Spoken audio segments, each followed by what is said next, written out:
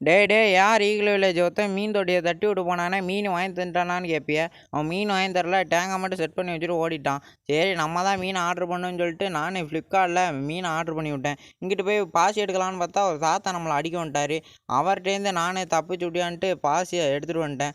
நானும் டேங்கு ஒன்றும் கொஞ்சம் டெக்கரேஷன் பண்ணுன்னு சொல்லிட்டு அந்த பாசி எடுத்து உள்ளே கொண்டு வந்து வச்சுட்டேன். இங்கிட்டு பார்த்தா ஃப்ளிப்கார்ட் அண்ணன் வந்துட்டாப்புல. நானும் மீனை வாங்க ஓடிட்டேன். லாஸ்ட்டில் டெக்கரேஷன் டேங்க் இப்படி தான் இருந்துச்சு. இங்கே போயிட்டு மீனை வாங்கினோடனே ஏடிபி சொல்லுங்கன்னாங்க. நானும் ஏடிபியை சொல்லிட்டு பார்சலை வாங்கிட்டு வந்துட்டேன். பார்சல் டேமேஜ் இல்லாமல் நல்லா தரமாக தான் இருந்தாப்புல.